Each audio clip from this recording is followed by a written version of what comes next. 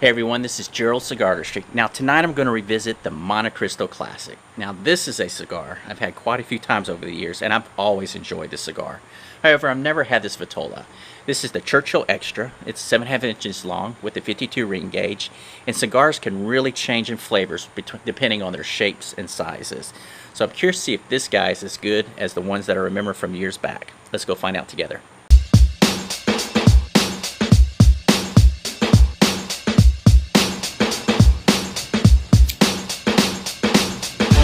Montecristo Classic is a Dominican cigar. It has Dominican binder and filler and a kinetic shade wrapper. Now this should be a pretty mild to medium smoke. It should be a very smooth cigar actually. Now appearance wise, I'm not sure if the camera can pick it up.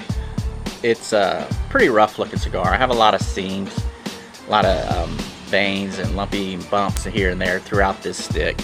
So appearance wise, this isn't the best looking cigar, and construction wise, I'm not sure about it either. There's quite a bit of hard spots followed by some marshmallowy spots throughout this cigar, so hopefully it won't be a bad smoke, but we'll find out here shortly. Now the pre-lit draw. Pre-lit draw is actually pretty good. It's about the perfect resistance for what I like. It's not too loose, it's not too tight. The taste that I pick up on the pre-lit cigar is kind of a leathery tobacco. It's a very light tobacco taste with a light leather mixed in with it as well. Now the aromas on this cigar are almost like a sweet hay. There's kind of a mild honey mixed with a hay. So this is actually, as far as the pre-lit draw goes and as far as the aromas, it's a very good cigar. So we'll see if the construction issues and just the cosmetic issues of how it's wrapped, how they turn out. So we'll light it up and see what it has to offer.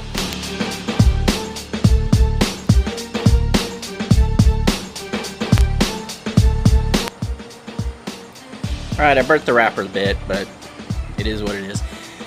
Flavor-wise, this cigar is pretty much the same flavors as I picked up in the pre-lit draw. It's all leather and tobacco at this point. The tobacco notes are more pronounced. They have a strong punch to them. Not overpowering, but there's a pretty intense punch to them that I feel sitting on the midsection of my tongue and the tip of my tongue as well. What's mixed in there is those leathery notes, and those leathery notes, I wouldn't say they're creamy, but they're very smooth. And it just kind of coats your mouth, and it really complements those tobacco notes with the cigar. So we're really off to a good start with this stick. I'll keep working through it, and I'll come back with an update. All right, quick update on the cigar. Now this is actually the Montecristo Yellow, not the Classic. The band here is white, which is on the yellow. My understanding is the logo there is yellow on the Classic, kind of backwards. Anyways, this cigar is more about the textures, I think, than the flavors. And what I mean by that is it's just very smooth, kind of oily, very silky taste to it. Now there are flavors in the cigar, but they're mild. I do pick up the leather still, and on the retrohale what I pick up is kind of a sharp white pepper, and that's probably the most intense flavors that I pick up with this stick. But it's the experience, the textures is what I really notice the most with the cigar. So far, and this is from somebody that doesn't really care much for Connecticut cigars, so far this has been an excellent smoke. I'm really enjoying it. It's just a great experience. The flavors are very smooth. There's nothing complex with it at all, but it's still a very enjoyable smoke. So I'll keep working on it, and I'll come back with another update. Alright, a quick update on construction. The burn was pretty crooked early on, and as you can see here, it's really starting to correct itself. It's still a little off, but it's not that bad at all. So the ash is it kind of fell off at the I think a 1/4 inch to the cigar. The ash fell off, but it's been holding on like a champ now. Now this cigar is a lot of Jekyll and Hyde. It's in the retrohale, there's a white pepper that just really scrapes through the sinuses, but when you're puffing on the cigar, there's a slight woodsy taste that I'm picking up now. It's pretty minor, but there's this cream mixed in with it as well, and like these leathery notes, so it's just very smooth. So the retrohale is pretty sharp, and then when you puff on the cigar normally, it's just a very smooth flavor that just kind of coats your mouth. So they're just complete polar opposites, but like I said, it's a very good cigar. There's not a lot of flavor transitions. It's pretty one-dimensional, but I'm really enjoying this stick, especially for an evening cigar. Typically this is something you could probably have earlier in the day. It's a light smoke, but even after a full meal and all that, I'm still just enjoying the whole experience of it. So I say right off the bat, it's a good cigar. The only problem I have with it is probably the price. I looked this up, and I think they go for certain sites for a single. They're going for around 14 bucks, which I think is a little high for this stick. I know I didn't pay that. I'm not 100% sure where I picked it up. I think I probably picked it up in a sampler package on Cigar Bid, and I didn't pay anywhere near that. So at 14 bucks, I would be reluctant to go pay that at a store. However, if you can pick them up in a sampler or get a special deal on them, I definitely would recommend it at this point. Now, I'll keep working through it, and as long as nothing drastically changes so far, I would definitely recommend this smoke. So I'll keep chugging along, and then we'll just see if it's consistent till the end, if there's any flavor changes. I'm not expecting a lot of flavor changes, actually, because as I kind of pointed out earlier, it's not about the flavors as much as the experience. I mean, there's like an oil or a buttery feeling on the lips. It's just a very smooth, creamy texture to the smoke. So experience-wise, it's just been a wonderful cigar. Flavor-wise, just nothing drastic. Like I said, mild wood, mild creams. The white pepper's pretty drastic in the retrohale, but other than that, it's just been, pretty mild for the most part, which was expected with the cigar. So I'll come back about the halfway point, and we'll just see if anything changes by then. Alright, I'm a little bit past the halfway point, and the construction on the cigar is just taking a turn for the worse. As you can see, the wrapper's completely popped on it, and I'm not exactly sure what's happened. It was smoking fine, everything seemed great for the construction until just a few moments ago, and the wrappers just kind of started to unravel. So definitely not worth $14, I'll put it that way. But the flavors are still good. I'm still going to smoke it. What I'm picking up now, though, is I'm picking up a spice in it. So it's still the same creamy flavors. The retrohale is still that real intense pepper, white pepper, that just kind of scrapes through my sinuses. I do have another one of these in my humidor, so I will smoke it before posting this review just to see if it has the same experience.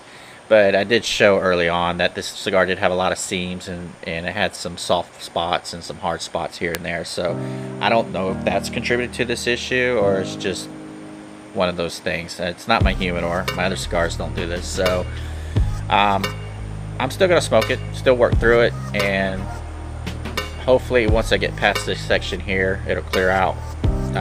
We'll see. But as of right now, construction-wise, I'd give this thing an F. But flavor-wise, I still give it an A. It's, like I said, it's not a whole lot of flavors to it. It's just the creaminess, the smoothness. The spice, though, I would say the spice is not as enjoyable as the woodsy notes that I picked up early on. Although it's not bad, I still enjoy it. So let me see what it's like when I get past here, and I'll give an update then. Alright, I think I'm done with this stick. Construction-wise, I'm still having some issues with this cigar. I actually had to relight it. Flavor-wise, the flavors are still pretty consistent. The spice is a little more dominant. However, I'm just not enjoying it anymore, and the construction has just kind of been a mess at that halfway point on. So I'm not going to wrap up the review here. What I'm going to do is smoke my other one, then I'll come back just with some highlighted thoughts on that one and see if it had the same experience as this one. However, this one, the first half I really enjoyed. The second half, not as much. It's just, like I said, it has some issues. So I'll wrap it up for now, and then I'll come back just kind of with an overall impressions of the second cigar smoked, and just kind of tie that into a single review for this stick. So I'm not going to recommend it yet, so let me smoke the other one, and then I'll come back and let you know my thoughts on that one. Okay, a few days have passed now, and this is the second cigar that I had for the Montecristo Yellow, and this cigar has performed much better than the first one. Now, construction-wise, these cigars, minus the wrapper popping, are very similar. The cigar is very spongy. It has a, see if the camera will pick it up, but it's a very spongy until you get towards the end cap, and there's a little bit of a hard spot there. But other than that, this cigar was spongy through the entire stick. The wrappers look pretty much the same. They had a lot of veins through them, pretty sloppy looking wrappers, but the burn on this one was much better. I did have to touch it up a couple times, but other than that, it's been a much more consistent cigar as far as burned a little more even than the first one, and I didn't have the issues where the wrapper unraveled like you saw early on in this review. So overall, this was a much better experience, and I did enjoy the flavors in the second half more than I did the first time around.